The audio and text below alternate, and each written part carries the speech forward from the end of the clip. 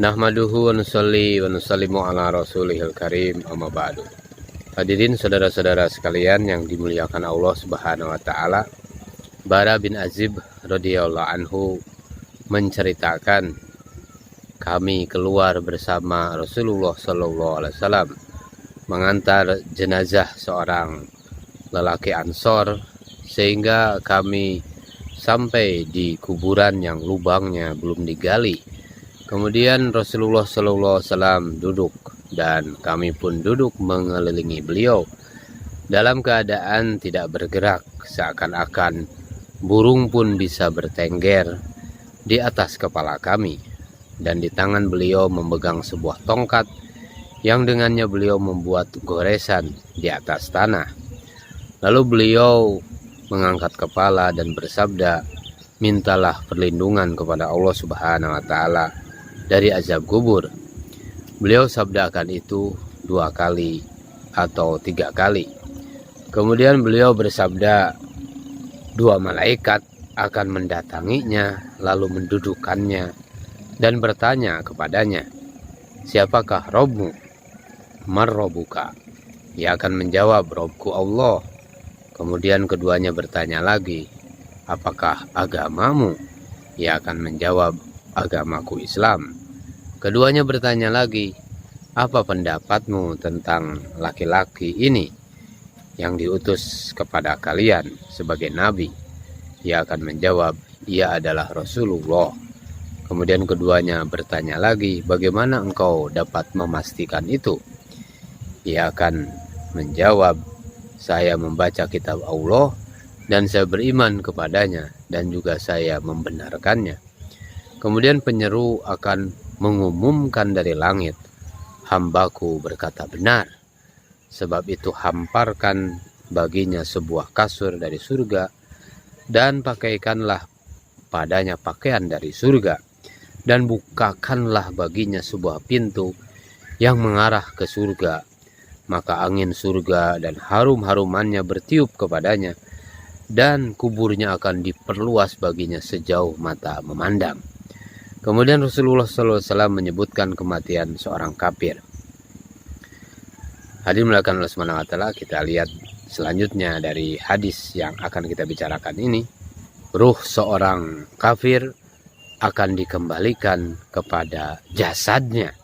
Lalu 2 malaikat akan mendatanginya dan mendudukannya dan bertanya kepadanya, "Marrobuka?" "Siapa Robmu?" Ia akan menjawab, "Ha, katanya, saya tidak tahu." Kemudian keduanya bertanya lagi, "Apa agamamu?" Ia akan menjawab, "Ha, saya tidak tahu." Kemudian keduanya bertanya lagi, "Apa pendapatmu tentang laki-laki ini yang diutus kepada kalian?" Maka ia akan menjawab, "Ha, saya tidak tahu." Kemudian penyeru dari langit akan mengumumkan, "Ia telah berbohong. Karena itu hamparkanlah untuknya kasur dari neraka." Jadi dihamparkan kasur dari neraka, saudara-saudara sekalian, dan pakaikanlah padanya pakaian dari neraka dan bukakanlah untuknya sebuah pintu yang mengarah ke neraka. Nabi SAW melanjutkan sabdanya, "Maka panas neraka dan hawa racunnya bertiup kepadanya." Kemudian sabda beliau lagi, "Lalu kubur pun menghimpit tubuhnya sehingga tulang-tulang rusuknya bersilangan satu sama lain." Saudara-saudara sekalian yang dimuliakan oleh Allah Subhanahu wa taala, pengumuman dari langit kepada orang-orang kafir bahwa dia telah berbohong bermakna bahwa ia berpura-pura bodoh, padahal yang sebenarnya ia menyangkal keesaan Allah Subhanahu wa taala, menyangkal kenabian Muhammad SAW dan Islam sebagai agamanya. Saudara-saudara sekalian yang dimuliakan oleh Allah Subhanahu wa taala, dalam sebuah hadis yang lain Rasulullah SAW bersabda, apabila jenazah seseorang telah diletakkan di dalam kuburnya dan kawan-kawannya, orang-orang yang mengiring telah kembali, sungguh ketika itu ia mendengar suara langkah-langkah mereka, maka 2 malaikat mendatanginya lalu mendudukannya dan bertanya kepadanya, "Apa pendapat kamu tentang laki-laki ini?" yakni Muhammad Shallallahu Alaihi Wasallam. Kalau ia seorang mukmin, maka ia akan menjawab, aku bersaksi bahwasanya ia adalah hamba Allah dan utusannya. Lalu dikatakan kepadanya, lihatlah tempatmu semula di neraka, tetapi sungguh kini Allah Subhanahu wa Ta'ala telah menggantikannya dengan tempat tinggal di surga. Kemudian ia pun akan melihat kedua tempat tinggalnya itu. Dan kalau yang matinya itu orang munafik dan kafir, lalu ditanyakan kepadanya, apa yang dapat kamu katakan mengenai laki-laki ini? Maka ia menjawab, saya tidak tahu. Saya hanya bisa mengatakan seperti apa yang dikatakan oleh orang-orang. Maka dikatakan kepadanya, kamu memang tidak tahu dan kamu tidak mengikuti orang yang tahu.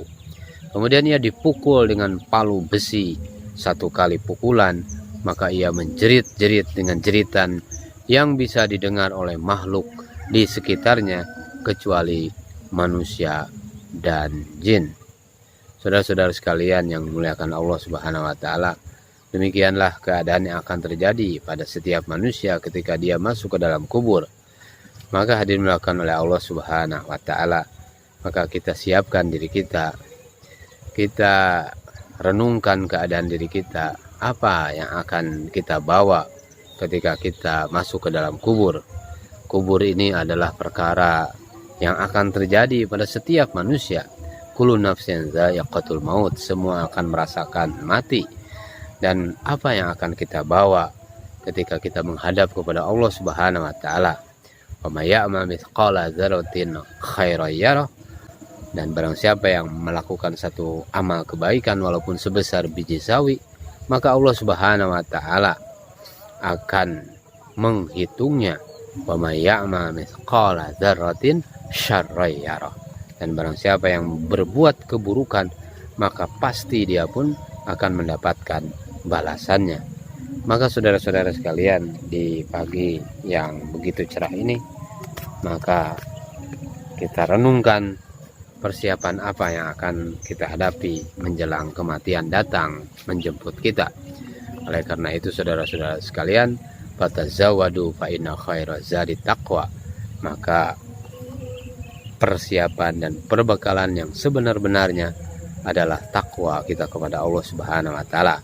Maka di pagi ini marilah kita mempersiapkan ketakwaan kita kepada Allah Subhanahu wa Ta'ala, dekati Allah Subhanahu wa Ta'ala sehingga kita mentaati perintah-perintah Allah Subhanahu wa Ta'ala dan sunnah-sunnah baginda Rasulullah sallallahu alaihi wasallam.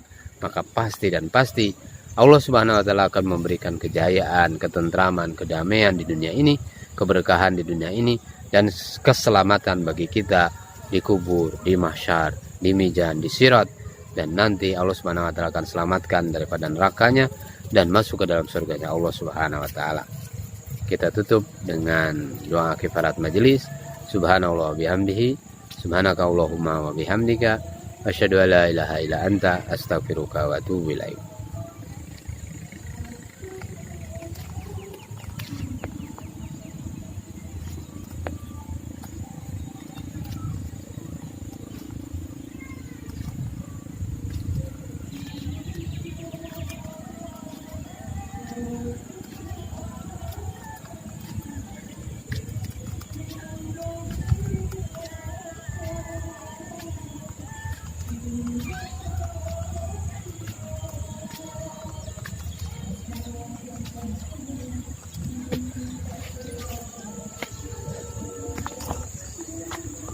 Masya Allah.